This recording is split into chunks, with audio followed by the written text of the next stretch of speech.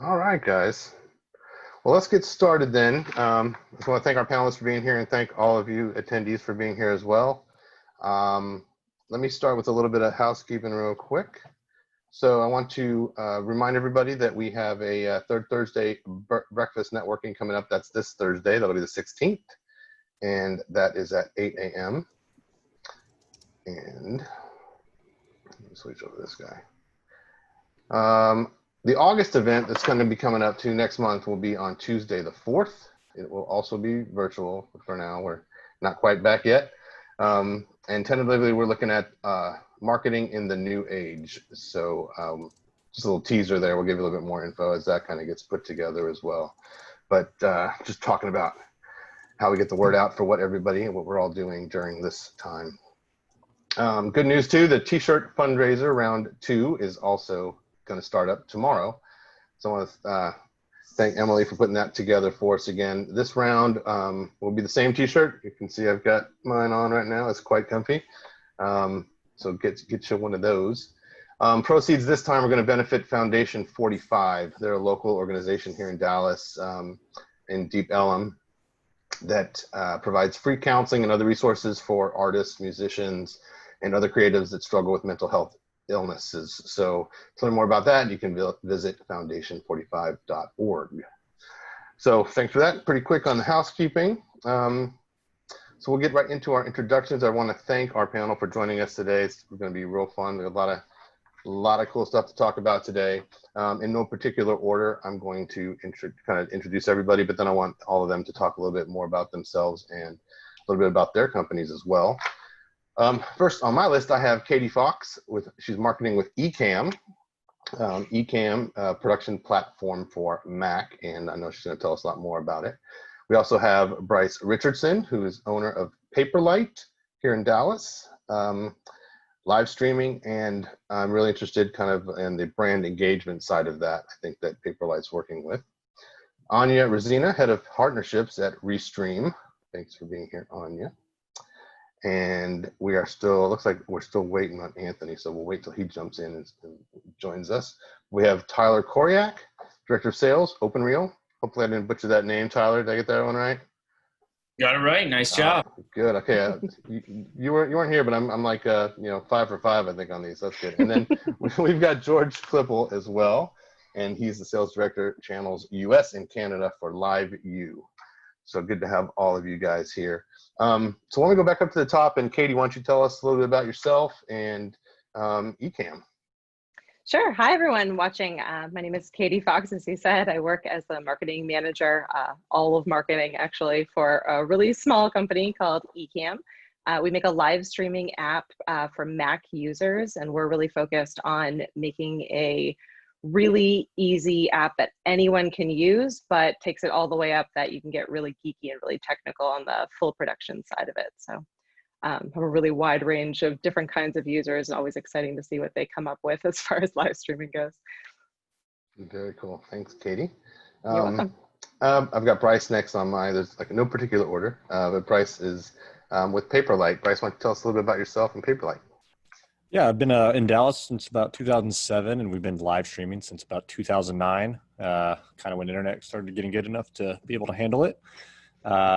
We do a lot of broadcast and media production, from commercial work to also sort of TV broadcast production, primarily live stream platforms. So kind of get a little bit of both worlds, and we've been doing a lot of live streaming. I think that we'll be able to offer some guidance in this panel for sort of what a commercial set can look like, as well as sort of what people are doing in the broadcast world. Very cool. Thank you, Bryce. Appreciate that. Anya, head of partnerships, Restream. Tell us a little bit about Restream. Hey, well, first of all, thank you so much for having me here. This is so great. I'm so excited about this panel. I do head up partnerships and influencer relations at Restream. We are the service that allows you to stream live video to multiple platforms at the same time. So if you want to go live on Facebook, YouTube, Twitch, Twitter, and 30 plus other platforms, we are the tool for you. We started about 4 years ago. We were actually founded by two very passionate entrepreneurs from Ukraine. And fast forward to 2020, we have over 2 million users all over the globe who use Restream to go live, either directly through our studio that allows you to basically go live directly from your browser, or through other applications and other encoders. We're actually integrated with Ecamm, and a lot of our users love to use us together. They love the simplicity of Ecamm for Mac users, and also the multi-streaming aspect, multi-platform broadcasting from Restream. So yeah, that's what we do, and it's exciting to be here again. So I don't even know 30 plus social platforms. That was amazing when I read that. It is pretty crazy, yeah. Okay, and I know some people are asking about Anthony. I think he's probably going to join us in a little bit, hopefully. We'll reach out to him and see if we can see if he's all good to get hooked up. But we'll move on to Tyler, who is with OpenReel, which is a really cool concept. Hi, Tyler. Why don't you tell us a little bit about yourself and OpenReel? Hey, yeah, thanks for having me. So I'm Tyler Koryak. I'm the Director of Sales at OpenReel, and I've been with the company since we started. OpenReel is a tool that was invented to help producers remotely direct and capture high-quality video remotely anywhere in the world without going on site. And especially during these times with stay-at-home orders, our platform really focuses on giving producers as much control as possible and the ability to control many different camera settings on phones, tablets, and computers while recording video. And the video that gets sent back to the producer themselves is not negatively impacted based on internet connection. So, we all have been in situations where we've been capturing video from different talents who have really slow internet, and so our platform helps give you that highest quality possible, an uncompressed file without being there locally. And I'm excited to show everybody how this works. I think it's a perfect time to use this technology to create a variety of different videos, and we've seen a big push recently with virtual events, which has become probably our new biggest use case. Cool. And I got some word here that Anthony is jumping on, so we will see him in a little bit, and I'll take a break and have him do the same thing that y'all just did when he gets in. But and then one thing I will let everybody know that we'll take Q&A at the end of the session, but go ahead and fill out the Q&A portion here in Zoom if you're on the Zoom webinar, and we're going to track all that, and if some things we might kind of jump in throughout the talk here, but there will be kind of more of a session at the end, so you can also do it that way. And if you're on the Facebook feed, you can answer in the chat on that feed. We'll be paying attention to that as well. Very good. Thanks, Ian. So moving on now, streaming is kind of, it's kind of tough to define sometimes depending on what we're looking at. So we've got streaming, obviously, like Netflix kind of stuff. Google would talk about transmitting, receiving data, video and audio over computer networks, steady continuous flow, allowing playback to start while the rest of the data is still being received. What we're going to talk about more is what I think Wikipedia put something pretty nice together that I liked. It's live streaming is a delivery of internet content in real time, much as live television broadcast content over the airwaves via television signal. Live internet streaming requires a form of source media, camera, audio interface, what have you, an encoder to digitize the content, a media publisher, and a content delivery network to distribute and deliver the content. The live streaming does not need to be recorded at the origination point, although it frequently is. So I think that's kind of more about what we're going to be dealing with on the streaming side of things. So to people in the business, that might make a whole bunch of sense. People that don't do the actual production side or the technical side of this, that could still be a little bit confusing. But that's what the Q&A is for, I guess, too. But I would like to ask our panelists kind of what streaming is for you, and you can be you and your company, or how you handle the role of streaming in your company. So we'll just go down the list again. So Katie, when you guys talk about streaming over there at Ecamm, what are you guys thinking of? Yeah, it's a great, I love the definition that you gave, because I do think that in many ways streaming is a vehicle. So it's, it's the opportunity for you to be able to get your content out in front of a really wide audience. For us at Ecamm, it really is a lot about connection and community. So our live streamers by and large are small business owners, entrepreneurs, marketing professionals, And they're using live streaming to tell their story and to have really authentic engagements with their customers on the other end. So it could be something like they're trying to sell a particular thing or teach a particular course, but it may be something like a church trying to reach their audience, be able to share a message with them. So I think it really comes down to, it's the vehicle by which you're able to tell your story and share your content, but it's a one-to-many vehicle. So you're really able to have that communication back and forth, which is, I think, really neat, brilliant part of it. Excellent. Thank you for that. And before I move on, I forgot to have George introduce himself. I was getting thrown around. I got some text messages coming in and things got a little crazy. George, you were talking all about Anthony. I don't know who he is, but I can't wait to meet him when he gets here. I know, right? He better deliver, this guy, right? I'll tell you. So George, please, let's take a moment here. George, talk about yourself, LiveView, and what you got going on.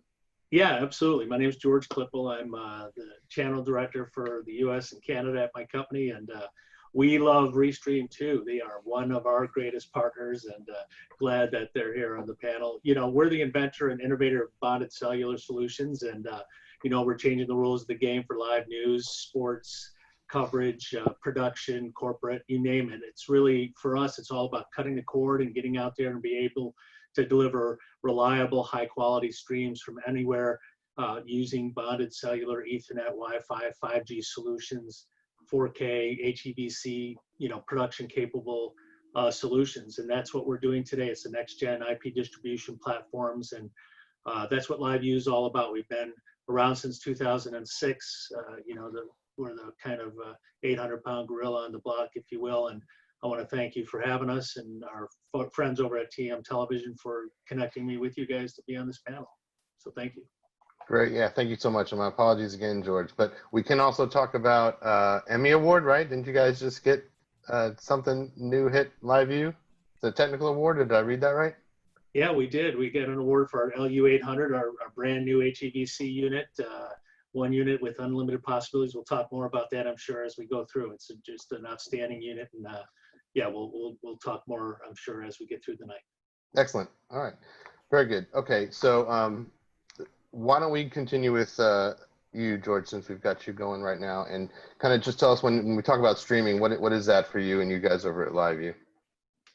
Yeah, again, for us, it's all about being able to be remote and portable and to be able to go anywhere and to be in a position where you don't have to rely on an Ethernet connection or a Wi-Fi connection, and you can go to places where a satellite truck can't go, and you can serve any type of constituency.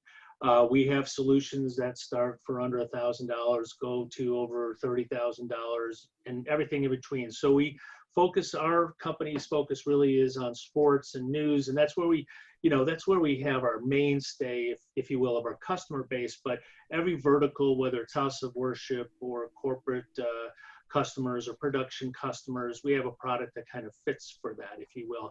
But as Katie mentioned, it's one-to-many distribution, right? That's what we go after, and that's what we do, right? It used to take a whole satellite truck and a crew and running hard cables into multiple cameras to do a production shoot. And today it's really we're finding it's just one person with the backpack and a unit that goes out and covers breaking news stories or events or basketball games or a house of worship event, right? It's that type of event that we do at LiveView with our backpacks that use this bonded technology, taking all of the different modems from the different carriers, bonding them together with or without Ethernet and Wi-Fi, and just giving you a really reliable connection, a big fat pipe back of connection to the internet to get a reliable signal back to your destination, whether it's a CDN or back to a server where it goes into production. That's really what it means for us. Awesome. Let's move on here. Bryce, why don't you tell us a little bit about what streaming is for you guys over there at Paperlight? Yeah. Because I know you guys are both production and the event side of things too, so you probably get that hit on both sides. Yeah, well, I mean, we're definitely producers, right? So we kind of have a different perspective. A lot of what everybody else here has are the tools that we use. Restream, very familiar with you. We've used LiveView. So the tools for streaming have always been essential, and there's so many and they're so vast.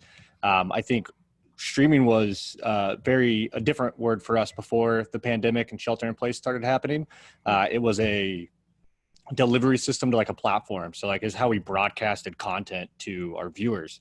Now streaming is on both sides, all sides really of a production. We're streaming in signals from camera feeds of the talent. We're streaming out virtual switchers and confidence monitors to client.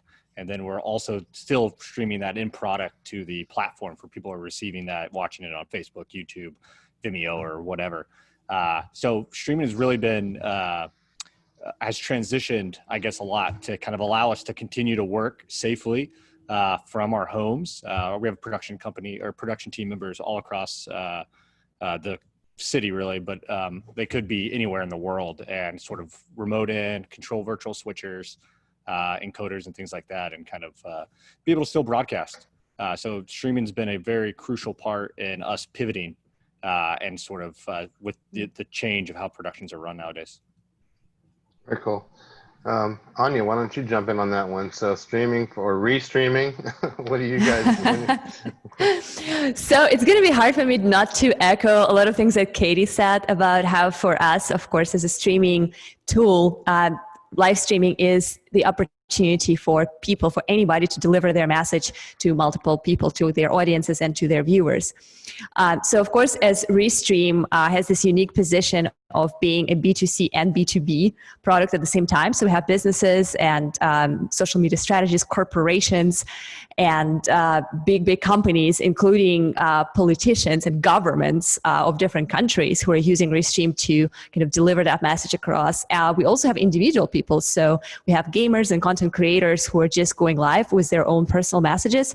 And the range of our users is similarly to Ecom and many other people on this panel. It could be a phrase-based organization, it could be a gamer, it could be a marketer, it could be a DJ or a celebrity. So anyone who has a message could use Restream to get it across multiple platforms. But also on top of that, one thing I wanted to add that for me personally, being with Restream for over 2.5 years, I am a firm believer that live streaming is the future of content.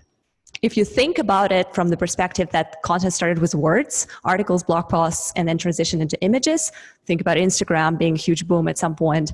Then it transitioned into pre-recorded videos where people recorded videos and saw the value of that form of content.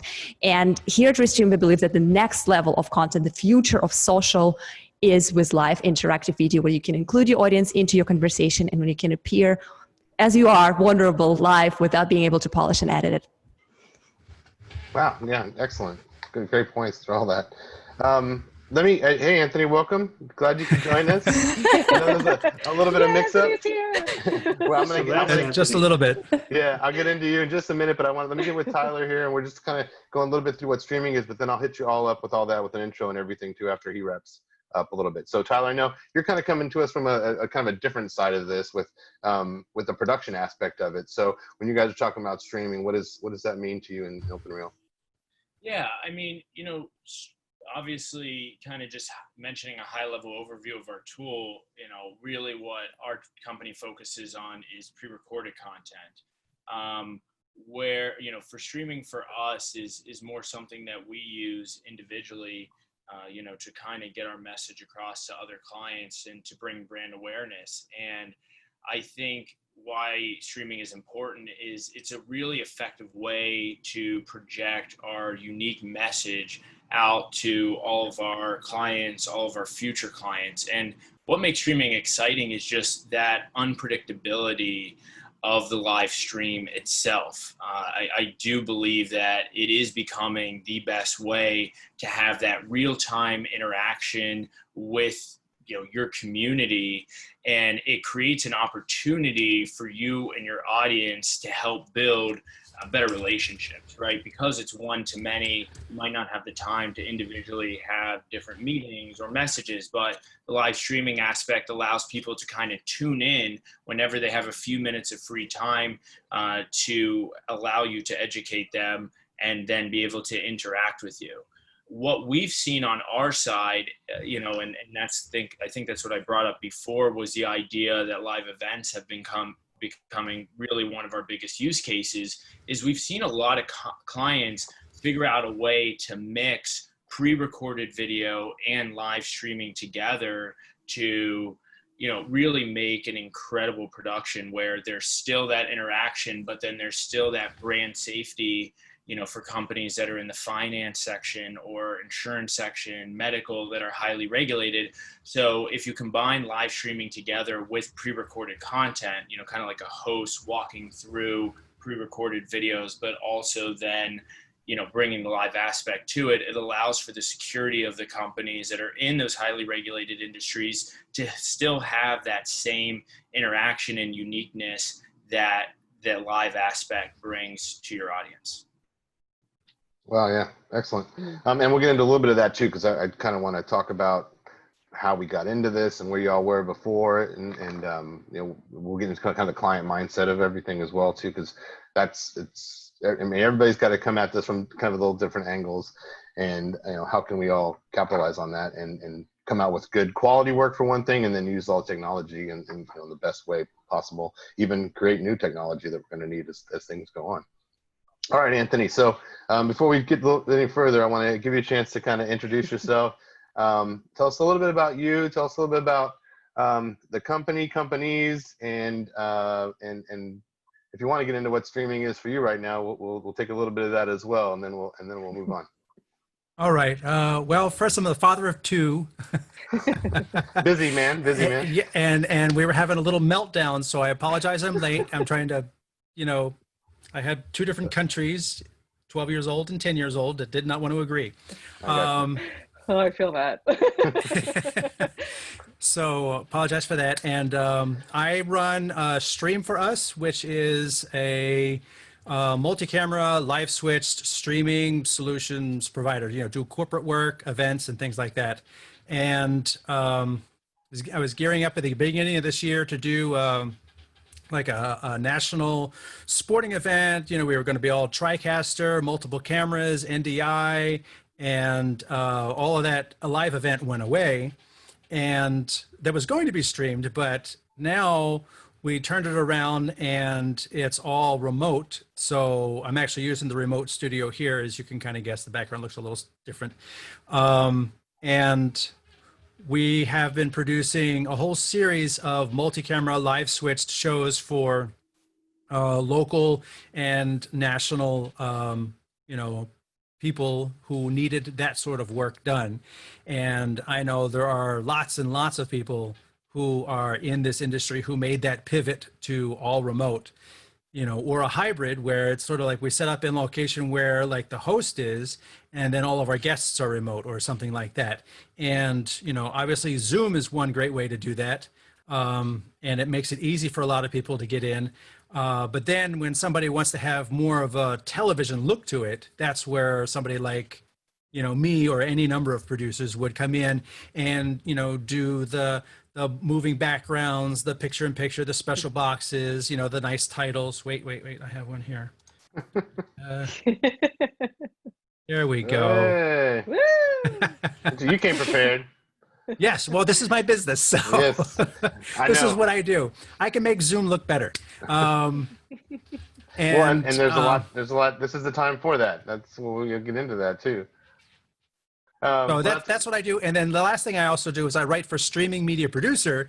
So I test a lot of things and I write articles about them. And one of the big articles we just had come out was a cover article for NDI. And I talked about NDI and some of the solutions that it offers, but then I also interviewed a bunch of other people in the field and how they use it and how each other person uses NDI is different. So it's not the same thing for everybody. Yeah, great technology. NDI, it's amazing. And then now you're seeing that just kind of go to all different kind of Panasonic's big in NDI, right? And of course, TriCaster. I don't even know who else is using it, but we can tell us a little bit more about that as we go on. And the tech side, I think I know we're going to get to technology here in a little bit. So thank you, and thanks again for surviving the kids and being able to be with us. So let's talk about why. Or we're getting a little bit of the client mindset here. I know Tyler got into this a little bit, and Anthony was just getting into it a little bit as well. But I want to kind of talk about the comparison between business kind of pre-COVID, so February, and then kind of not really post. I mean, we're kind of still in it. So, or maybe how we see post. And one thing that I think was really big that Anthony just brought up was that that we had this hybrid model of live and then streamed events, or partly live production with some kind of stream production elements to it as well. I see that going into the next, few years. You're gonna have people that even when things kind of settle down, they're either going to realize that they don't have to do this travel, or they don't want to do this travel, or they're going to have options to not do it. And I kind of see events, and I do a lot of events too, that are just going to stay in that kind of hybrid model. So, yeah, how were things, what was business like before and kind of where we are now? Everybody's seen kind of a big uptick, or who wants to jump in on that? Katie, what do you guys?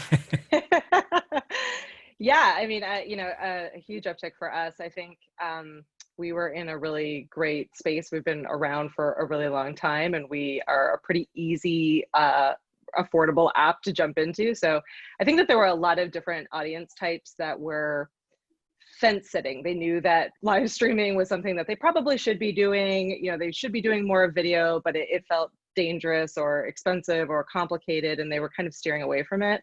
And then COVID hit, and there was just a sense of urgency. They needed to get online. They needed to get online quickly. And so, we saw a huge shift from our typical audience of small business owners and marketing professionals quickly became, yoga studios, karate classes, musicians, magicians. We have a huge magician population. People who, otherwise would have either been, out there on tour, or, or doing different kinds of events.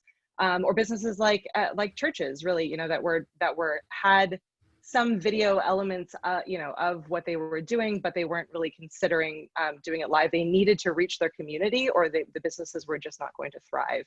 So, so it's been a really interesting.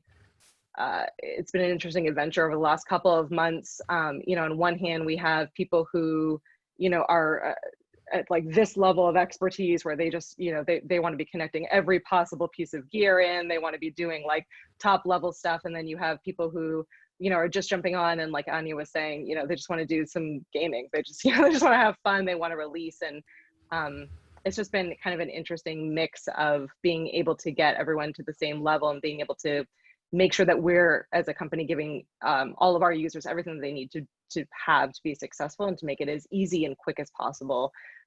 Because, they need to hit the ground running. There's no time to wait. Businesses are at stake. They need to be out there selling and out there reaching their customers. Yeah, definitely. So that kind of gets into a little bit about kind of hearing from clients. And obviously clients are always guiding our business focus and kind of, what we're changing with what technology we're going after, or how we're going to attack different issues for them.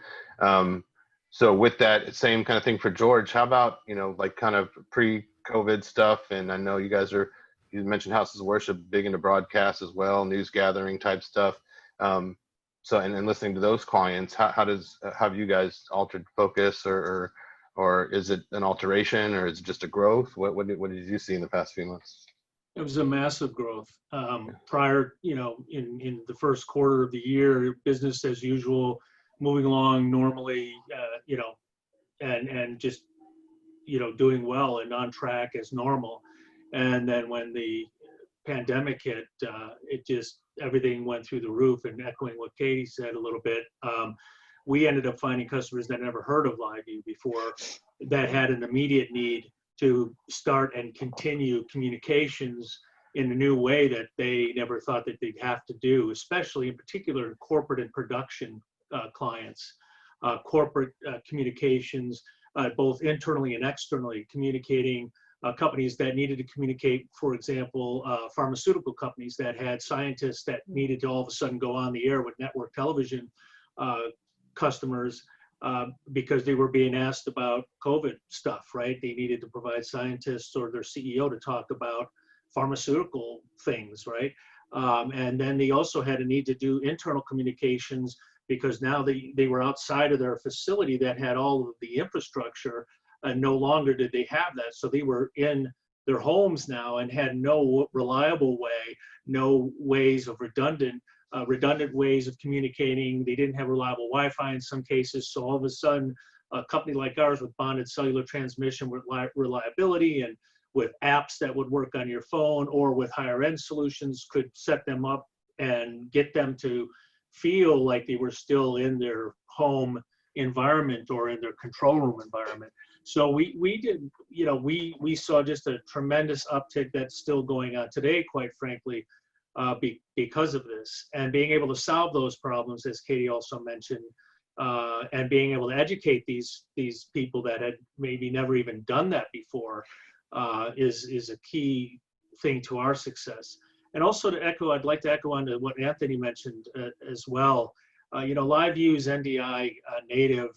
We offer NDI native solutions, and I think you asked something about going forward in the future. I think because of this pandemic, this has changed the way that production's going to be happening and going forward into the future for everybody. I don't think we're going back to the old way. I think you're going to see more and more REMI and at-home production type of, or hybrid productions like Anthony was talking about, where instead of sending fly packs and full production crews out to cover a game or to cover an event and doing a 4-camera shoot with a fly pack and sending everybody, and that added expense of you know, hotels and accommodations and T&E, I think you're going to see more and more people doing what we've been doing over the past 2 years. Slowly, it's been slowly growing. I think it's going to expand massively, because you're just going to send out a crew with, you know, packs or things of that nature and send everything back to a centralized control room, because companies aren't going to want to travel. They're not going to go to that expense. They're not going to want to get out there.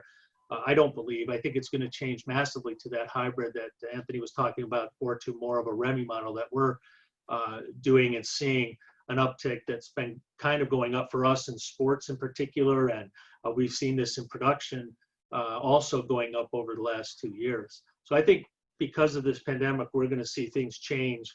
And I don't see it really going back to a lot of the old ways once we come out of this.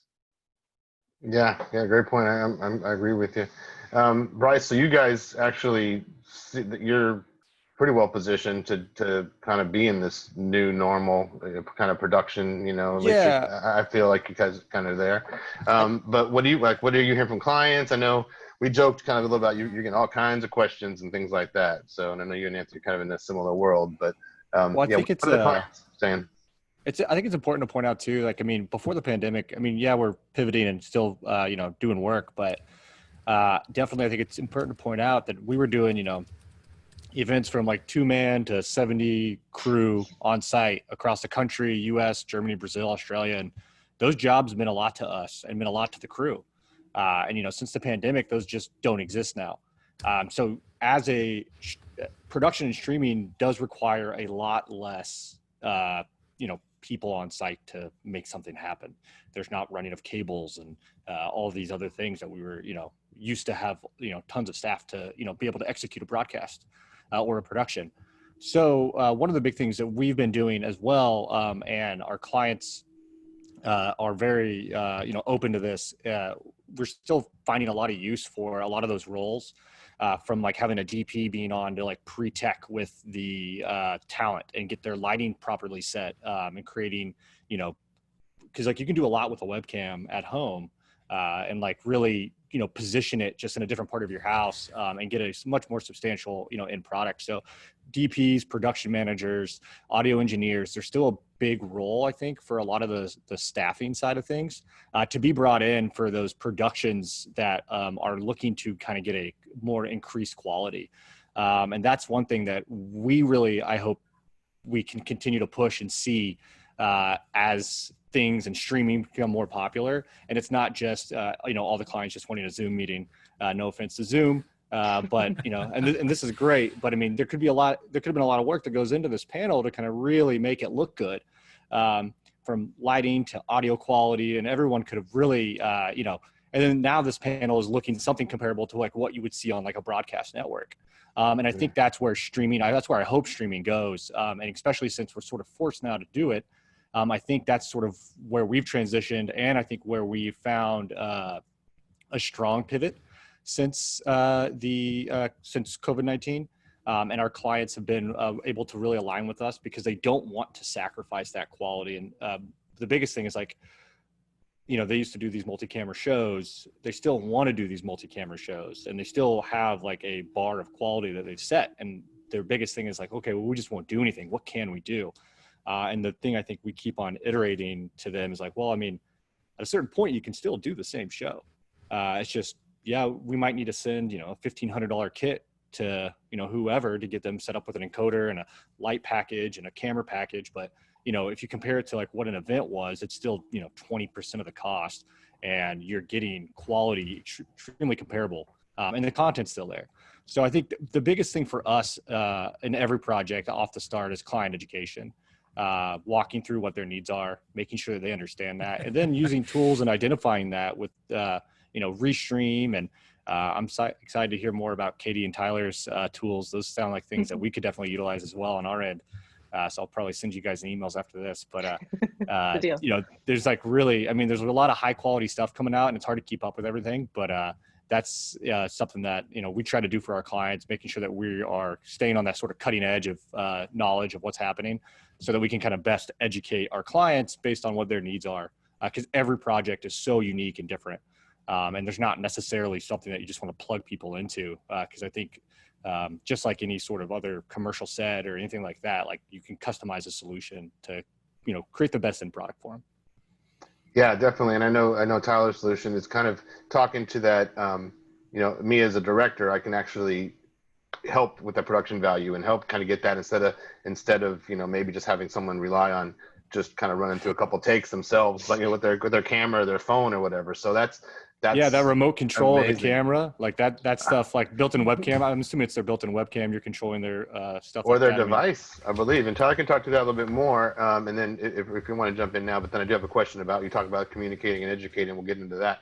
But yeah, with the and the other thing is prompter, which I always thought was kind of interesting too, because you've got a situation where I'm not going to just let somebody go off the cuff all the time. Sometimes that's exactly what they need. I've done plenty of things with professional speakers that can kind of riff and go with that. But if we need something that's a little bit more put together, you can actually see a prompter come back down that line, right, Tyler? I think I got that right. Yeah. You can. It's adjusting different camera settings on phones, tablets, and computers. Focus, exposure, temperature, ISO, resolution, frames per second. You have the teleprompter.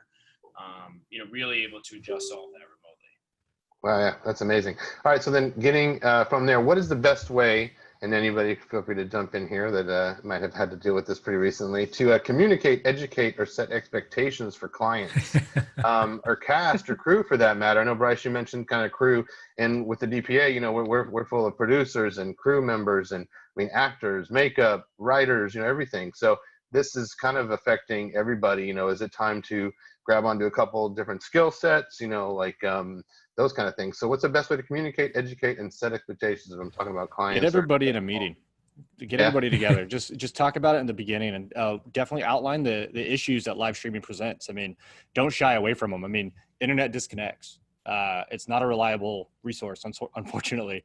And it's coming from people's houses, and especially like in this sort of remote world, there's audio delay. There's going to be, so like your communication back and forth through camera, that might be something that you're going to experience. But having a really good idea of the issues with it, and then outlining those for cast, crew, and client, we've seen have dramatic effects on the overall process. People are like, oh, okay, yeah, we're fine, we're chill, we understand what's going on. And that's a totally different experience than when you have a client sort of screaming because they're saying something and the talent's not responding, or who knows what else. But I think definitely outlining those things and making sure the crew's prepared to deal with that as well, and having just a really solid communication pipeline for when those issues and how to kind of communicate to each other. Yeah, Anthony? To piggyback on that, I think a lot of it, everybody is nodding. If everybody's watching, you notice that every single person here, when we say client education, every single person up here is going, yep.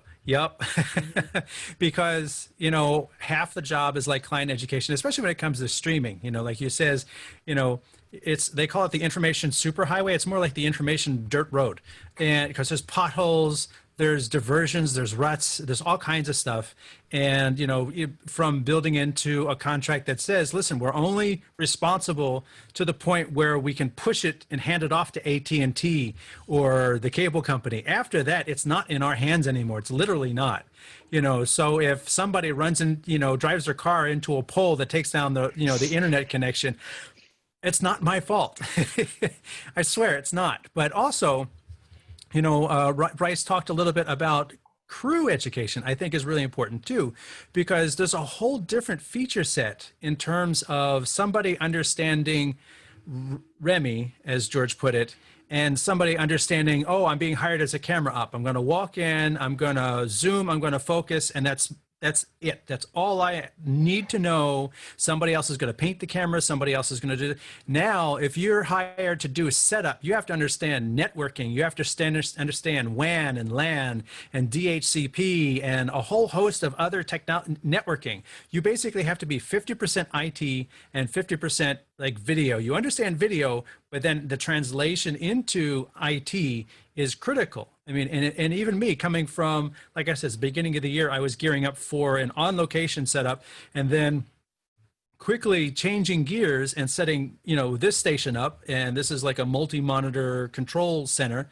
which is why it's got good lighting and everything, where I can do multi-camera remote live productions and, it's client education. But then if I have to send people out, we have to know how to communicate, well, are you being fed or what ports are being blocked and, things like that, which is all technical networking gobbledygook to someone who, like me, who used to only speak 2997 like 6 months ago. Yeah. Wow. Oh, Yeah, great. I couldn't agree more than that. I think so much of it comes down to setting expectations. Like one of the joys of the internet is that now everyone can see all of the video content and all of the live streams out there, but also everyone can see everyone's live stream content out there. And so, at least on our end, we get a lot of people who will watch, a really high end live stream production and want to know how they're able to pull that off with their, phone camera and their MacBook, so being able to set expectations and everyone to be on the same page of understanding of what the end quality is going to look like or is expected to look like, and what to do when things may not go perfectly well, what to do if the internet quality goes down, or, if a guest comes in and you can't hear them, and, how to kind of work through those troubleshooting experiences, especially if you're producing completely by yourself, how to manage that without panicking and just shutting off the production, or or considering the whole thing to be a failure. We deal with that a ton, is just sort of level setting on what the outcome is going to be and convincing people that it's going to take time and practice in order for them to get all the way up to what their final goal is going to be. They're not immediately going to jump in and be a master at all aspects of gear and be filling all of those roles that were, as others were saying, have been filled by professionals in, videography and crew members. And, there are reasons that those positions exist, and trying to kind of fill that with one person, setting that expectation, I think, is really important up front. Yeah, schedule pre-tech meetings. Yeah. Have a day, get everybody through it, make sure their stuff's working, audio, video. And then also, I think people who are producers and audio operators and colorists and things like that, this is not to say remote production is one guy in front of a laptop. This is, you still have an opportunity. It's like, listen, if it's a big production, there is somebody else doing audio. If it is big production, somebody else is doing titles. Still, it is, all those jobs haven't gone away. It's just, as people get into this, they're not really like, oh, I could do this all myself. Well, you can, to a point. Mm-hmm. Well, and how do we have that conversation? Right? So we're talking to clients. We got to let them know there's pitfalls, and then there are solutions. There's best practices to kind of do the best we can to avoid or manage that. But we all know that things pop up. I mean, I've done plenty of rehearsals and tests where everything was great, and then by the time something's going on, there's some X factor that came in there. That sometimes they don't even communicate back to us, like, oh, I'm in my office, I've got a great line, it's look at it, looks fantastic, and then the next thing they didn't tell you that 50 more people were going to be around there or something, and they just pull that whole bandwidth down, that things like that. So how do you handle here's your, and I'm maybe more events than like ongoing productions or like a channel or like a show kind of a thing, because like you said, Katie, that can kind of grow and people get, they get better as you go. But if it's an event, I mean, we've all dealt with that C-level, assistants and the people around these C-level people that like, this is a one-time thing, this cannot be messed up. So we offer them all these kind of, here's all the on paper what you need to do. But when do we get into like rehearsals and testing and things like that? How do those conversations go for you guys? And maybe that's more of a Bryce, Anthony, or George on that kind of a thing, to set that up. And then there's also money part of that too, right? Yeah, I mean, content, I think at the end of the day is like, what are you guys trying to do? And that comes into like the budgeting, the proposal process, and making sure that you have enough education about streaming to be able to accurately scope a project. I think that's huge, because you can pretty much pre-identify the issues that you're going to run into, and doing it a few times, you should understand what you need to, I guess, prepare with talent involved, with client involved, and, sort of the whole signal chain, how much work that's going to be and how many meetings you're going to need to schedule to kind of make sure things are ready and up and running. So I think it really just sort of comes down to experience, I guess, in streaming. But I mean, really, if you can hold a really solid meeting with everyone beforehand, too, if you're lucky, I think you should be in a pretty good spot. Yeah, if it's a bandwidth issue, you need live view. That's all you got to do. You get live view, you get more bandwidth, you're going to be set. So that's all we got to worry about there, Larry. But well done, I agree George. with what Bryce said and what everybody, Anthony said and everybody else has said. Pre-meetings, discovery meetings, making sure you get all your answers up front. And one thing I will add to this is there's also things because of COVID that are changing, that are going to require new types of training, right? So I'll give you an example. We've been working with the movie production people in New York and LA, right? And there's something that's called, now I'm going to forget it, darn it. Oh my gosh, my whole story has just gone up in smoke. Where they sit people around, they can't go on set, but they sit in front of a screen. Come on, Bryce, or VTR playback? Oh, like a video village or? Video village. Thank you, Larry. Okay, yeah. You saved the day. Thank you. Video village, right? So everybody used to sit around video village, right? 15 people watching all the clip, right? Now in LA, you can't do that anymore. Video village is gone. It's a thing of the past today, anyway, because of the COVID. So now video village has moved away from one big monitor where everybody's sticking around and looking at it. They've moved it all to iPads now. So you got 20, 30 iPads all around a set. And now you're sending a signal instead of to one monitor with a hard line SDI cable typically or something. Now you're sending it wirelessly to an app on an iPad, and you're configuring things completely differently. It's a little bit different. I think Anthony just talked about IT. IT is such a huge thing now. Knowing how to set up routers and having the proper routers powerful enough to handle that kind of stuff. So so exactly. So it changes the whole set dynamic. So you're not just a video guy anymore. You're this hybrid or thing that Anthony was trying to describe earlier, but it's also now you're training different people, right? The video village person just sat there in a chair and looked at a monitor. Now they're getting an iPad in their hands.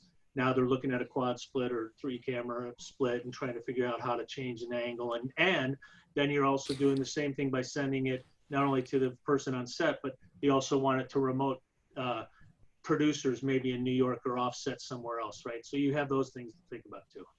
Yeah, and I was going to say, so that kind of gets us into like us as producers, how do we use these services to continue working with clients? I think we kind of touched on a lot of that, but it is nice to hear what you're talking about. Just, I mean, a film shoot, that you've got to have the IT angle on this. I mean, you got to even know how to deal with, iPads and instead of just running all the cables, setting up all the monitors, putting a couple of nice chairs out, and then you had your video village set up. It's an ongoing thing that has to kind of be, constantly worked. So that's a little different feel for that crew position.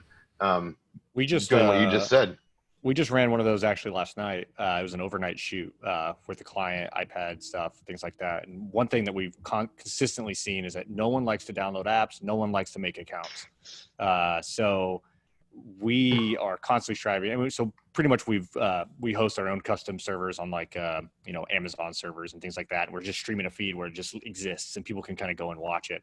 But that's, I think, the biggest thing to note there. And like the VTR playback video village world is, as a producer, it's really hard to get a big group to sign in on something, to download an app. And I know that might go against what some people are trying to push here, but it's just really hard as a producer to get 50 people to sign up for something.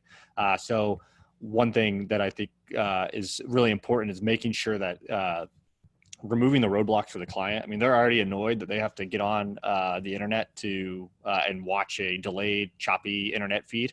And, just giving them more speed bumps to hit is just going to piss them off more and kind of, disrupt the experience. So for us, we're always looking for what we're doing now is like SRT feeds to Nimble servers and things like that in the cloud. And those seem to be the lowest latency situations that are most reliable. I don't know if everybody knows what I'm talking about watching this, but well, they do.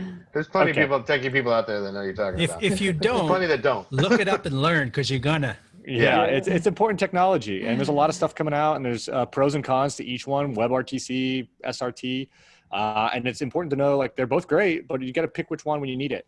And those situations for dealing with clients, which seems to be a pretty hot topic here for this panel, is just like setting their expectations and then also trying to make it as easy as possible for them. Can I? Oh, yeah. No, sorry. I was going to add just a quickly different, like a little bit different perspective on dealing with clients aspect, because so for us at Restream, we are self-service, subscription-based, right? So we don't really have, for the most part, the luxury of having a meeting with our clients or any kind of educational opportunities of the sort that we just discussed here, right? Like we don't have that space. However, what I think is really interesting, what we learned is that, well, first of all, we need to learn how to talk to our clients through interface. And I'm sure Katie with eCam will agree with that, because they're kind of in a similar space, in a similar position, in terms of a lot of people who will show up and try out Restream or eCam are not going to have a meeting. They're not going to go through like the things that will go wrong. They just want to go live right now, and they want it to work, and they want to be happy with this. So you have to learn how to communicate and how to educate your user through interface and through the way your product works. So this is, I think, is one of the most fascinating things for the product development altogether. And also one thing that we try to tell people is forget about such thing as a perfect live stream. Just get it out of the picture. Delete that imaginary, illusionary thing. It's never going to happen. I don't care how experienced you are. I don't care how amazing your gear is. There's always something. There's always some technical thing that will happen. There's always some of your personal thing. There's always something that your kids will do. Hey, Anthony there, checking in on how the war between countries is going, right? So there's always something that might disrupt your life, and you have to be okay with that, because then you'll have the best experience possible. Excellent. So how do we, as producers, how do we express the value of that then? Maybe you've got you're talking through some solutions, and maybe this is the value of just a simple, like they're going to use Zoom, like Anthony and Bryce, and we've all mentioned. How do we up the production value and express that there's value there for them, and what is that going to do for their product or their engagement or their audience? I think a little bit comes down to relating to what they've already seen. I mean, by now everybody's been involved in a Zoom. It looks like this. By now everybody has seen network television, and it has a certain look to it, whether it be CNN or whatever, newscast show. So, you tell them, I try to make it very simple. It says, listen, you know what Zoom looks like. If you want it to look like Zoom, go use Zoom. If you want it to look better, if you want it to look like a produced show, then, we start talking. But at the same time, a lot of the client education and, the nitty gritty, that's technically consulting, and it's hours spent, and I don't want to spend those hours with someone and then have them say, yeah, whatever, we're just going to do it ourselves. And it's like, that's part of an expert's job, is to do that consulting. And, I just want to touch something on what Bryce said before, a little bit about, being knowledgeable enough. I was talking with people in New York City who are doing, the featured television shows. They're doing, NBC shows and everything else. And this company that is normally hired to do like Video Village or playback, they're now being tasked with managing that distribution of what Video Village is. And, I was talking with them, I said, well, NDI is a great solution, because then you can have 10 little cubicles, each with their own monitor and an NDI decoder, and you can have 1 or 2 people in each one, and they can all be watching it. They're just not all sitting clustered around one monitor, or it could be iPads and it could be wireless. But then it turns into this whole other issue that nobody really talks about. It's like, well, guess what? If you're trying to send a wireless signal on Wi-Fi, well, guess what? The audio guys are now managing their mixing boards via Wi-Fi, and the lighting guys are managing DMX via Wi-Fi, and everybody's cell phone is pinging Bluetooth over the same frequency. I mean, literally, there's all the same frequencies, and then all of that is going to die the first time somebody puts a 5 gigahertz, Wi-Fi transmitter on the back of a camera to go wireless. It's going to terminate all of that Wi-Fi, and you need a frequency coordinator to go in and assess it and make sure, nobody's stepping on, because all of these wireless signals are going to be essential. We cannot have lighting not be able to control the dimmers and audio not be able to control the mixer and all the people who need to see the feed not be able to see the feed, but we still need the wireless camera. So somebody's got to, an IT video person has to be on set managing that. Yeah, wow. I mean, you bring up a lot of good points on stuff that I don't even think about with the how much is going in on the Wi-Fi. That's scary, right there. Yeah, all the wireless that you're using is jamming up the bandwidth there and stepping on each other's toes. Tear decks, things like that get jammed up a lot when you're on a set like that. So it's definitely something to keep in mind.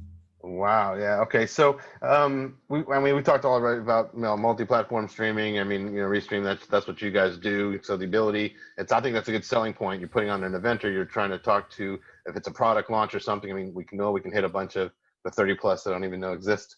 We can hit so many things. So that's obviously a big benefit. What client objections do you guys prepare for, or how do you, or what do you guys think of as like, I don't know if I can do this stream, or we don't know if we can pull this event off, or what do you guys hear that's kind of on the scary side that you try to anticipate? We just want to use Zoom. It's like the biggest thing that people Is say. Is it safe? I mean, they don't worry about production value. It's do you find people like they come to you, maybe Bryce or you, Anthony, because someone said, I do not want to do Zoom, and this might come from a manager or something. So, it's mostly, we don't want to do Zoom. Yeah. I mean, exactly. I'm tired so of it's this. when like, I want something better than Zoom. Yeah. And then that's when they're like, okay, let's look for a company to help us out. Yeah. That's like where the customers come from. But then, like when we were talking to the network TV producers in New York City, it's sort of like, oh, well, then you just put this stuff in the air. And it's sort of like, well, if you put NDI on the air, it's one thing. And if you put the wireless signal on cable, it's sort of like you have to really manage your IT, because, if the studio that you're in has a network and you say, well, we're just going to use that. Well, then the signal you put on that network is available in another studio. It's not stopping in your room. And if you are recording a show or corporate content that needs to not go anywhere, I mean, nowhere else, then you also need to know where to lock it down. Those are other issues, and that's where I think some of the value comes. It's like, well, listen, you don't want it on Zoom, or you don't want it on a public platform. You want, with Restream, they've got a live production studio in the cloud, but it's within their space. So you can bring in just the people you want, and it's not on, not a Zoom thing. It's not a Facebook thing or a business chat app. It's a video production solution in the cloud. So it has both benefits, I think. Yeah, and I think to add on that, since you mentioned Restream, is that it is a solution that is available to anybody, right? It's available to a person who will open up OBS and say, oh my God, can I just get me, like, what is going on, right? Like it's a solution that has literally like 5 or 6 buttons, and exactly, like they have like schematic things that like, okay, so you can invite a guest, you can share your screen, you can show your chat messages and add videos and overlays. That's it.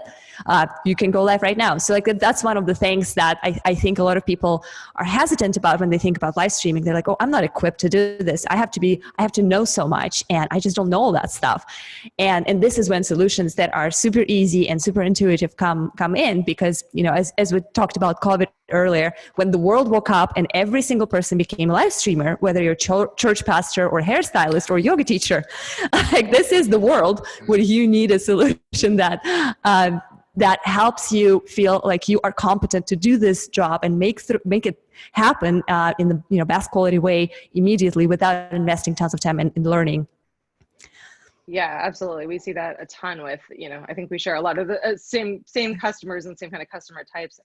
But, you know, I think the biggest pushback we get from customers is just fear. You know, these are people who have they're not marketing people. They're not public speakers. They're not used to speaking this way or speaking to their customers this way. These are people who, you know, maybe own, like you said, a hair salon. They're used to people coming physically in and being in front of them. And I think trying to, you know, help educate them as best as you can by making it really simple and by making them feel a level of confidence in the tool and in the gear so that they can focus on what they know best, which is the content, is the message that they're trying to get out there. And so, you know, we do a ton of training. We have a huge Facebook group community where we're constantly, you know, sharing pro tips and giving examples of what other customers are doing to really help build up that confidence, because the second that they get the confidence, it just clicks, you know, then they're excited and they want to be able to buy more cameras and more, you know, more microphones and gear and equipment. But I think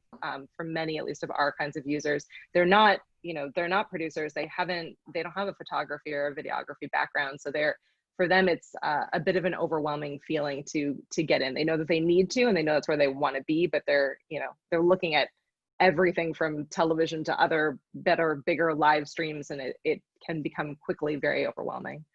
It seems like there's a room here to kind of combine what we're talking about here a little bit. Like there's a producer, you know, you got freelance producers out there that could maybe even team up with people that are doing like the things you're talking about, Katie. It's like I can cut hair, I can run a business, I can run a salon, but I don't, like, how do I look better on camera? How do I, you know, which shot would be better than this other shot? Where should I shoot? You know, like a little bit of that. I think it's also, you know, as I'm thinking of ways, to how as I as a producer can sell myself my skills, things that I have in this world that you just described right there. We might not need to bring in a whole production team and a whole, you know, fly pack kind of thing, like you're saying, George, you know, like those kind of big productions, but there's still the knowledge there that can be shared and maybe gained. Oh yeah. And I think it's super important for people like me and Anthony. I mean, that's kind of where our position is, like, okay, hey, this is what our client needs. It might not involve us. It might be like, hey, you know, use this service, read into this, like what you're asking for, like you just don't really need us. I'm here to offer you some advice, and we do a lot of that too. A little consultation up on the front end. Yeah. We push people in the right direction, you know. You know, I've you know, like the Frisco Arts Association, I did a whole series of weekly shows for them, and then they came to me and says, oh, well, we want to have this big introduction of all the different Frisco organizations. And I says, okay, go use Zoom. Because, you know, you're talking a scale, you know, 20 different organizations. Okay, that's going to exceed, you know, a simple production. And the resources that are available to put that on are going to, it's just easier to do it on Zoom and have, you just bring up each of the, you know, organizations, have them speak to whatever audience is there. And from Zoom, you can send it to Facebook or whatever. So, you know, there's not really a whole lot of production work that needs to be done. I mean, Restream would have been a good solution for that as well. But, you know, at the time, I didn't even know Restream did that. That's what we're here for. We're educating everybody. So everybody, make sure we know what everybody does here. We're all learning. We're all learning. That's right. For us, I think a couple of things that we see is, you know, our customers are really looking for, you know, one of the objections that you'll hear or they want to talk about right away is money, right? Financials. They want to know how much things are going to cost. They are, you know, our customers are totally all about not wanting it to fail. It's got to work. It's got to work the first time, the second time, the last time, no failure. And support. For us, it's huge for our customers. We offer 24/7 support, 365 a year. And that is a must for the customers that we deal with. They don't want to be out there unsupported, because some of the customers we deal with in particular now in this last few months are brand new customers that have never done this before. Again, going back to earlier conversations when we talked about, you know, these new corporate customers coming on, people that have never heard of LiveView or have never done streaming even. So I think those are the three big things that we deal with regularly at LiveView when we're talking about objections. Yeah, and one thing I just want to say real quick, I know we're getting some questions. We are going to do questions towards the end here, so hang on for those. We've got they're stacking up here, so we'll leave some time for that, and we'll clip through those. We've already kind of gone through a little, like remote production. We talked a little bit about that and how using these as tools and how producers can kind of run shoots remotely. But Tyler, I did want to get back into you and give you an opportunity. Was there anything that we missed? I know George is talking about like video villages and things like that. Do you guys see OpenReel used in like a bigger, I kind of have it in my head as like I'm the producer or director, maybe a couple people. I know you can bring in somebody to kind of watch the process as well, but is there different angles that you guys address as well? Yeah, definitely. So, you know, I guess to hit on just a couple of different things to summarize, because I know we've been talking about a lot of live streaming and, you know, we're more focused on pre-recording content. So not all of this applies to kind of our technology, but unless you go into our events, Tyler, we do all this beforehand, and then now we're adding you into the events. Yeah, exactly. And that's really what we've been seeing. So the way our platform is set up, and this is actually something that's been coming up a lot, and you know, we've been seeing so many different IT people kind of, you know, a producer buys our technology and brings an IT person on to try to stream this video shoot out to more people. So the way our platform works is basically you have one camera operator, you can have 4 collaborators, so 4 people in a remote video village, and then the camera operator can control up to 4 remote devices at once, with everybody being able to see and hear each other.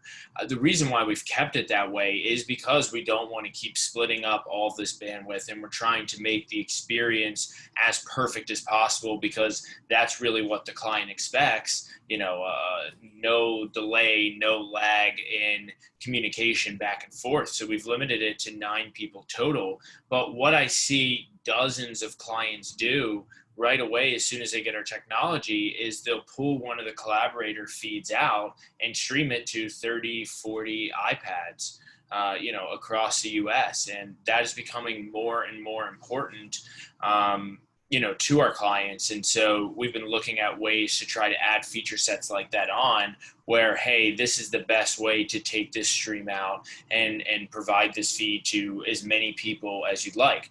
What's also interesting is the other side of this feedback has been, you know what, our client knows who you are, right? We're a production company. Our client recommended us to look at your technology because we're handling this event to them. This has actually been a great experience for us, because now they know that OpenReel only allows 4 people to watch and view and see what's going on. So we don't have to have too many cooks in the kitchen for this project, and it's allowed us to get it done much more smoothly and in a much easier way. So, you know, maybe don't add that feature or don't publicize that feature right away if you come out with it. But yeah, it's something that I talk about on, you know, that gets brought up on every call, the importance of that. And I think it's been like an NDI feed to multiple different iPads where IT has had to get involved in order to help the production team handle that.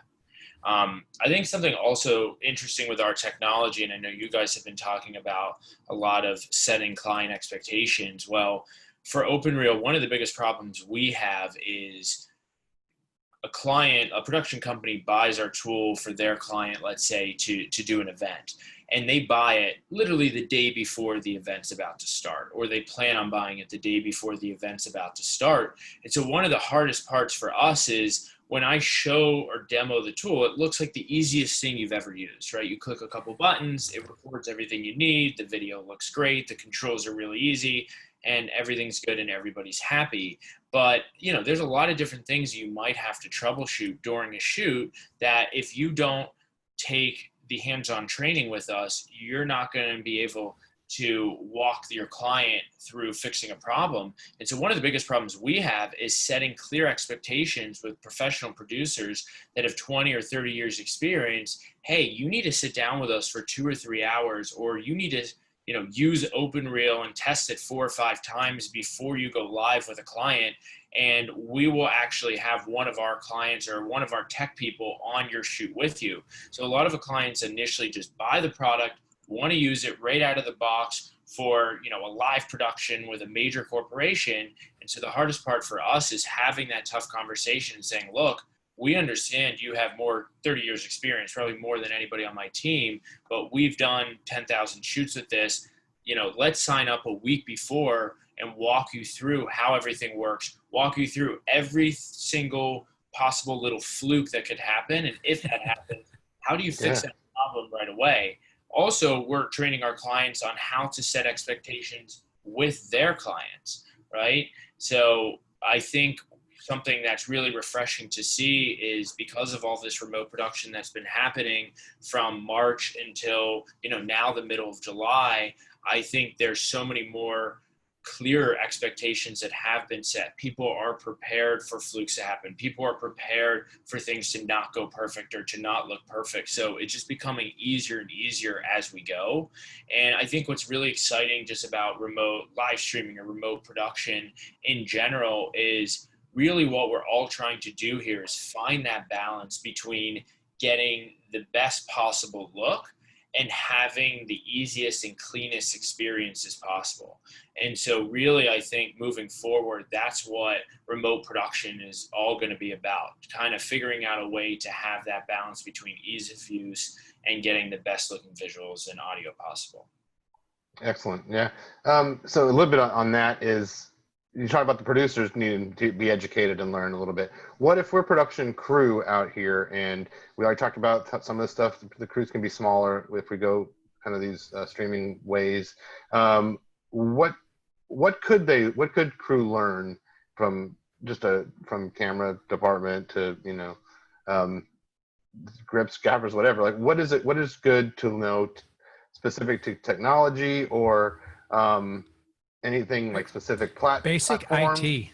Yeah, Basic I was gonna IT. say, we talked about IT. So what? What is a WAN? What is a LAN? How does Wi-Fi work?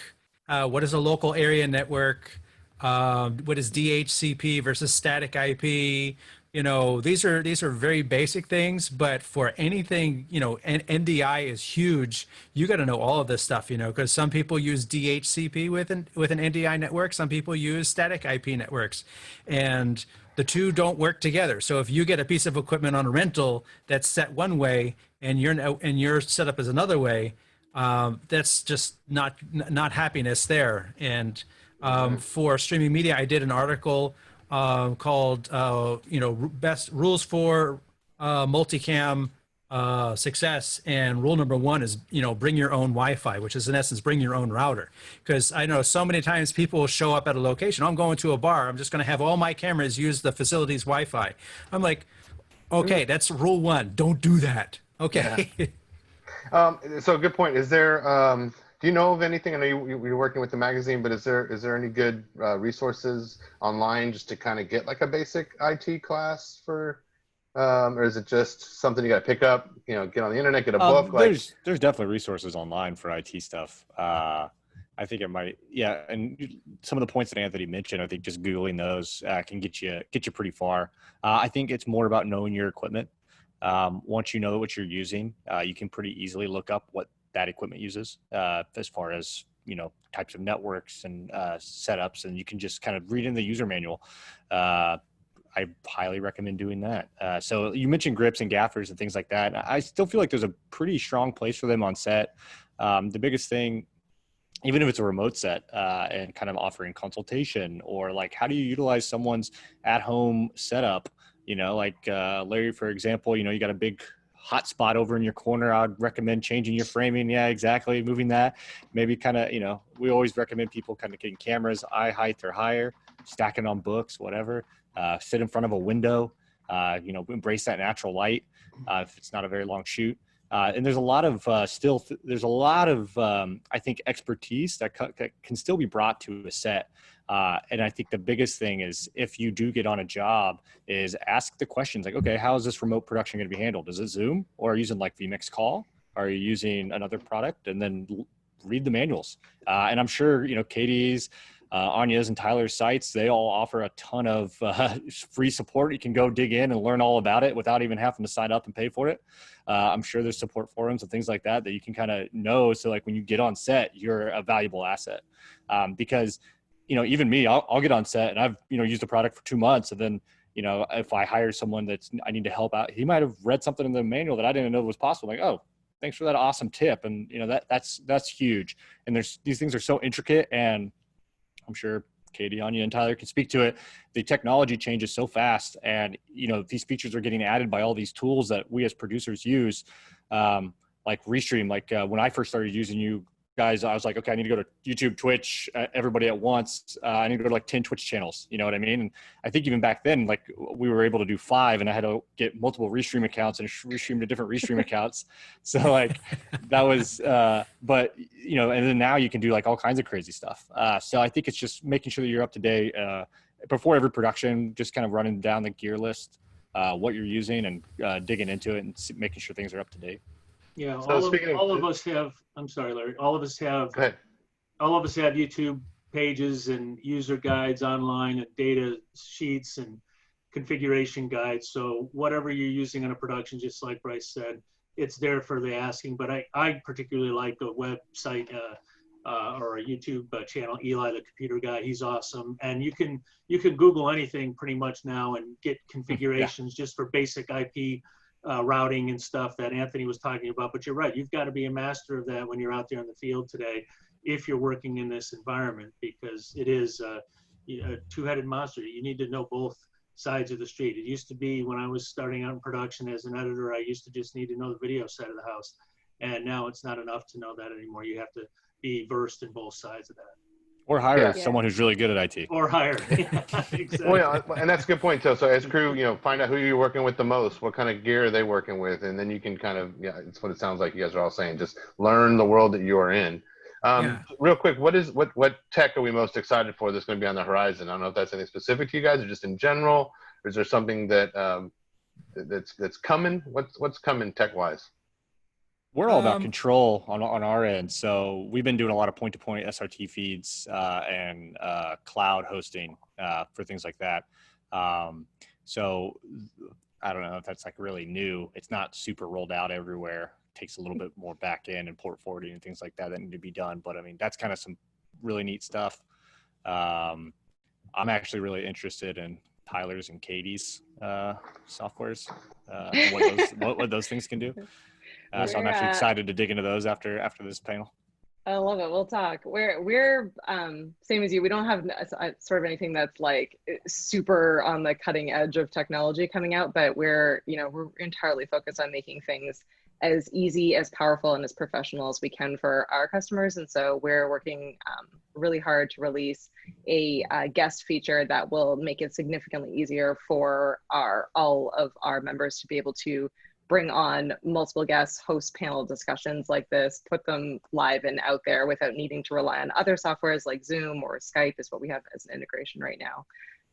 We're just entirely focused on making things as easy and as seamless as possible. And obviously as much as we can keep it within like really tidy integrations or just fully built into our own app, the better, so that people don't have to be constantly learning one more thing or constantly downloading one more app. So that's what I need. I need a good group thing that can do ISO recordings of everybody. That's what I need. And now it's like it's jumping hoops all the time to kind of get exactly what I want. But every week there's a new solution, that's coming in the inbox. I mean, the emails like literally every day. So I mean, subscribing to different, subscribing to sites and kind of getting those, just reading.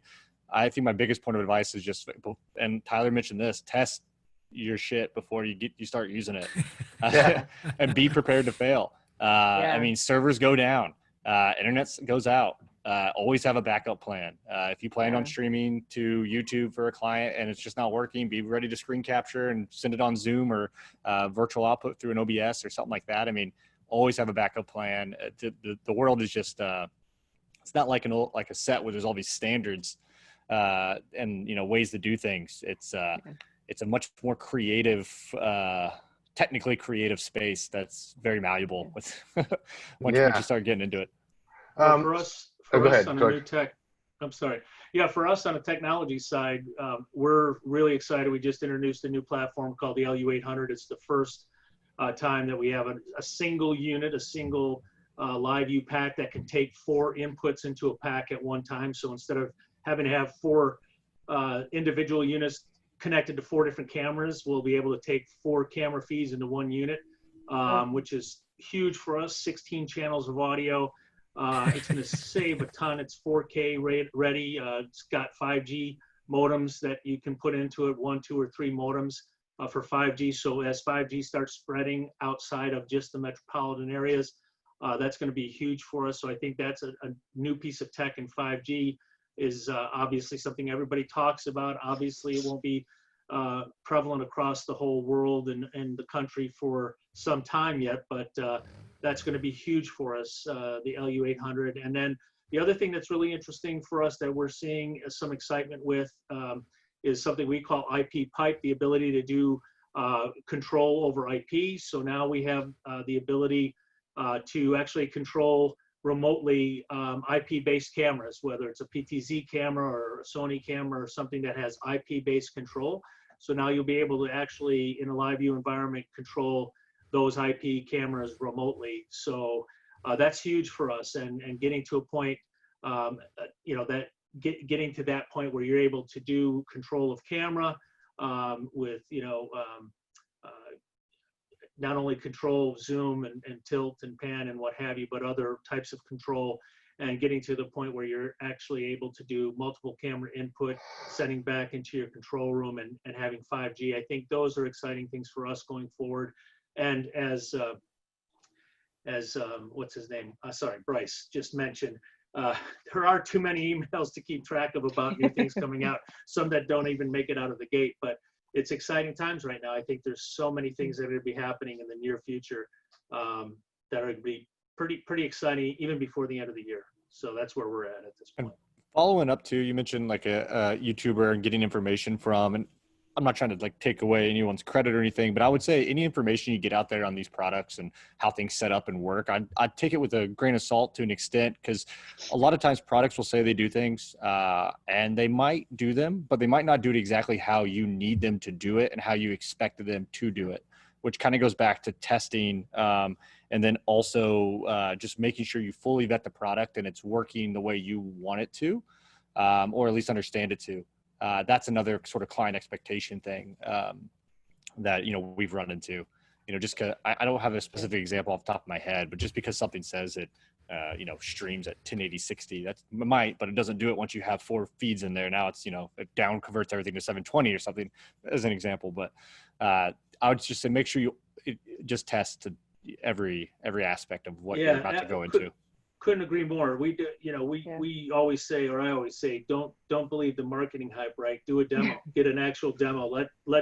Make the manufacturer send you the demo, send you the equipment so you can use it in your environment. LiveView will do it. We've had them. Yeah, exactly. That's the way to do it. I agree with you. Yeah. And to piggyback on that, if anybody has downtime, if producers are like, I'm not really working right now, as Bryce says, learn the tools, because there's lots of tools out there. And I think, probably they all have some sort of free period.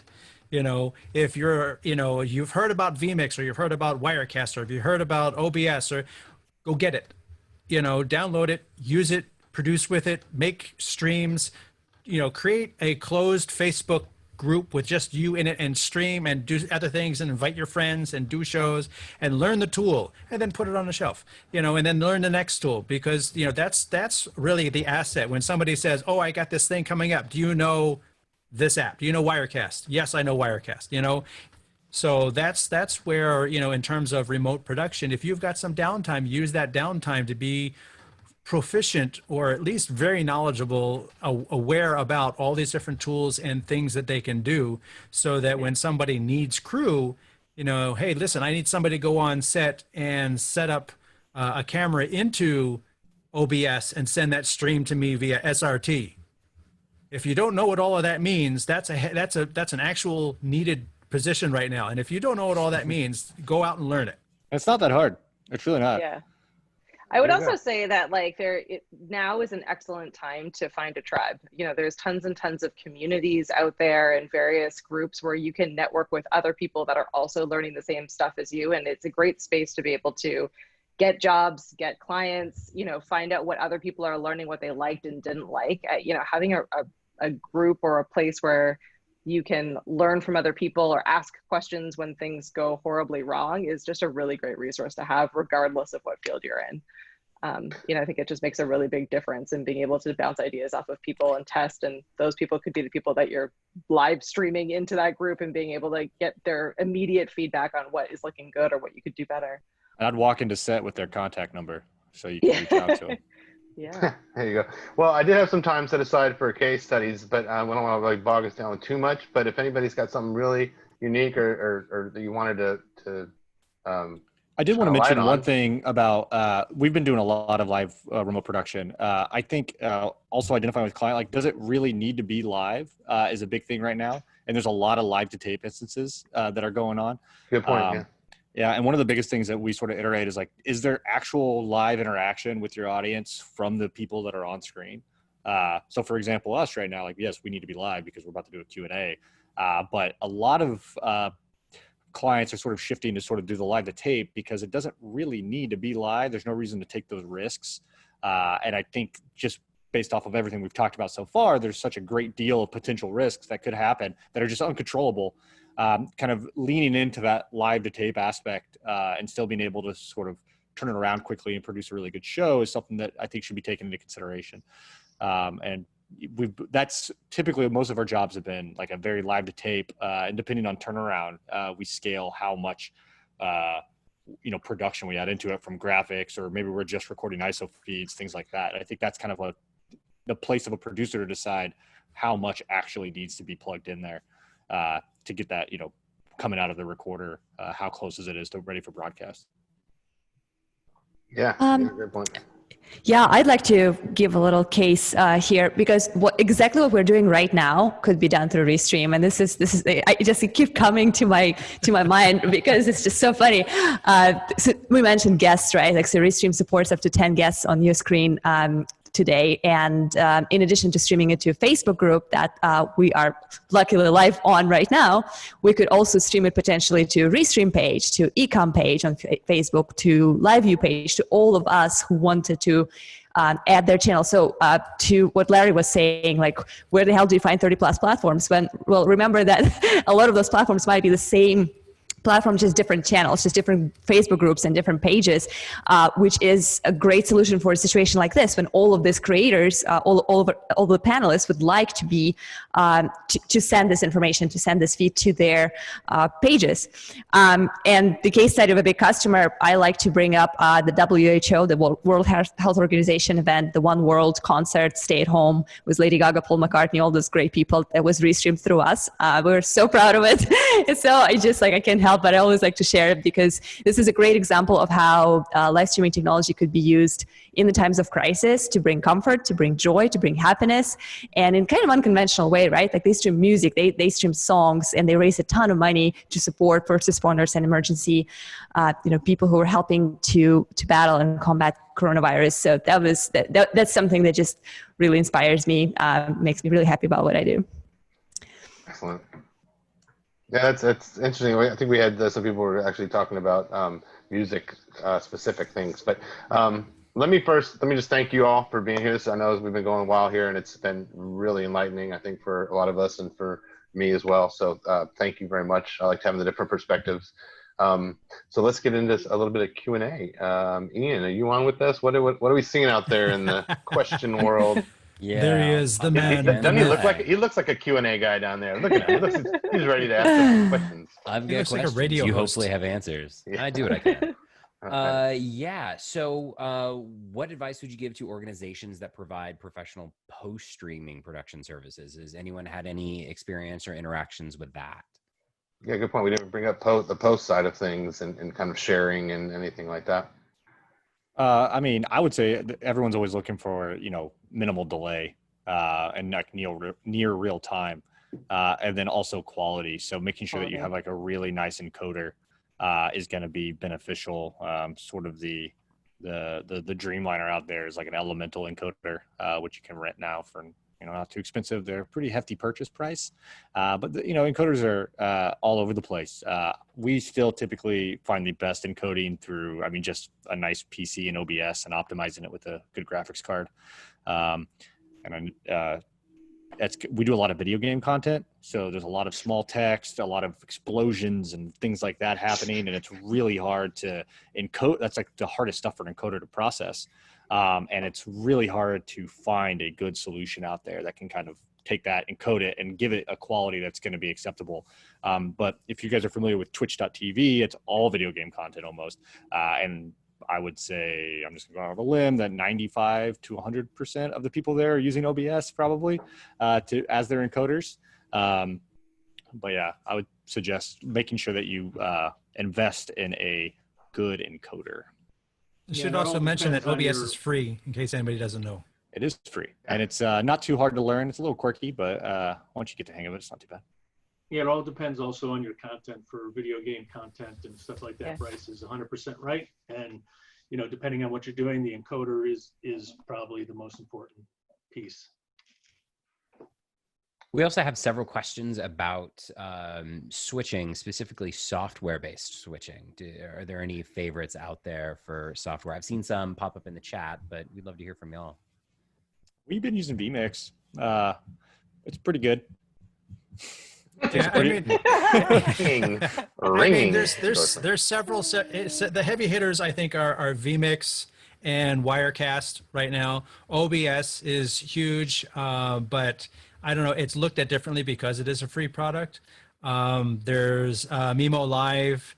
Obviously, Ecamm is going to be getting in there too. Obviously, and then you've got cloud solutions like Restream and Stream Deck. There's lots of different solutions out there, and I know there's Livestream is a software component. I know it's owned by Vimeo, but it's still a software product itself that does video switching. So there's lots of things out there, and there's also websites that are specifically designed for cloud doing everything. There's people who will put vMix on an Amazon server, and everybody calls into the server. It depends. The tools really depend upon whether, I think, if something is local, you choose one tool versus if everything is call in, that's a different tool. One's a Phillips head, one's a flathead, different screwdrivers for different types of screws, different tools for different needs. There's not, if somebody says, well, what's the best tool? There is no best tool. It's like, what's the best camera? That's a big debate. I think the biggest thing to think about when you go into virtual switching is the reliance that you're going to be on your machine. And that is where you're going to start to find things. And I think most of them all run on PCs, which I don't know how people feel about Mac versus PC, but PC's got tons of problems when it comes to like all the little things and drivers and, like vMix is great for maybe cutting just a camera show, but then now you want animated backgrounds that are like 1080p 60, and then now the machine starts chugging even though you just spent $8,000 on it. So it's like different things can, will make you decide how you want to handle things. And, maybe it makes sense to just bust out the feeds over NDI like we're talking about and put them into a real switcher. And then now there's no chance of your machine ever bogging down or anything like that, and you're cutting the show in a small broadcast room. Yeah, switcher solutions are getting really, really inexpensive now too. There's a lot of stuff coming out. The A10 Mini switcher, Blackmagic. We have 8 of them, and we just use them for capture cards. We switch a couple camera feeds with them. They're such a versatile little product that we throw into all sorts of scenarios. Yeah. Hey, George, I don't want to put you on the spot, but did I read something that you guys were doing some kind of merger or acquisition or kind of working with Grabio or something? Is that something that would be the solution? Do you know anything about that? Yeah, no, we're partnering with Grabio. So we have a lot of partnerships similar to what we have with Restream.io. So, but we just announced a partnership with Grabio. So we're going to have an integrations point with them for real-time cloud-based graphics and production. So you'll see more announcements with that very, very soon. So that's something that we've wanted to do and have been looking to do for a while. So that's something that we just announced very recently, actually. So Larry, look at that, cutting edge. We're cutting edge over here. Nice job. I like it. Good research. All right, Ian, what else we got? Yeah, security has been something that's popped up several times, especially as we're talking about, content and putting, private, often, very specific content online or streaming it, maybe not live out to the world, but live to a client. I know this is something Tyler and I have been working with in discussing with OpenReel about the security privileges. I know, Bryce, you talked about, having a link feed, and people don't like to sign in and to download an app, which offers that extra security to these feeds. So what does security look like in a world that's increasingly becoming more difficult? I think you can look at it like almost any site. Even Zoom had a huge security break, like right when this all started popping off. So, I mean, I think it's each product and hopefully softwares are working really hard to maintain like their security levels. But I mean, I think on a simple level, like if you're just trying to look for like a password protection and like things to like control your content so you get to see who sees it, there's lots of platforms out there, I think, that offer that versatility, from unlisted to YouTube to, I think Anthony mentioned, a private Facebook group. I haven't done that yet one, but then like Vimeo's password protected streams as well. Those are some easy solutions. But if you're talking more like on like the tech level and hoping that you don't get someone to hack, I mean, even vMix calls been having people, they were doing this thing where people were jumping into people's vMix calls, which, you wouldn't think is possible, but someone just guesses the URL and you're in, and the password. People are bored. Yeah. People are bored there. People are bored. Yeah. And I mean, there are probably robots that are writing half of this stuff anyway, and they just test everything out. And, but I think security kind of, there's two levels there. One is just like, client interfacing security. And then the other one would be like the security of the equipment and platforms you're using. Yeah, it's like war dialing anymore. Just set a computer to sit there and just keep banging out numbers until you get in. Yeah. Tyler, do you have anything to add to that? Yeah, I mean, look, it's a question that comes up with us, all the time, right? Because on the mobile side, we have an app. These files are living in the cloud. Sometimes it could be patient information or information that just can't get out. So I think for us, something that has helped us a lot and something that we've helped our clients with is putting some sort of like single page together that just outlines, hey, what are some high-level security protocols that are easily digestible and understandable, and then also just kind of laying out what information, I guess, could, be out there for somebody to grab. So I think it's just basically setting clear expectations of, hey, your information is secure because we run everything off AWS and we have X, Y, and Z in place just to give somebody some comfort. The other thing that we've seen a lot of our clients do, because our clients, half of them are the end user of the corporation. The other half of our clients are production companies who are shooting projects for corporations.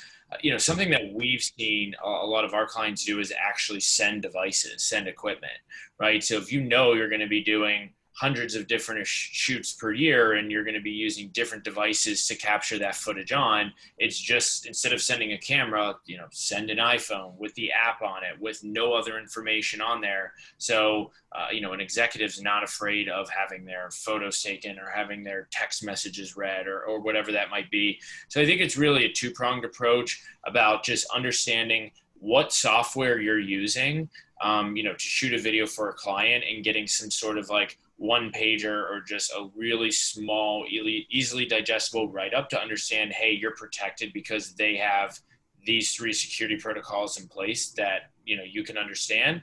And then 2, if it's a highly secure company, figuring out a way to bypass any security risks, aka sending, a device without using the person's personal device.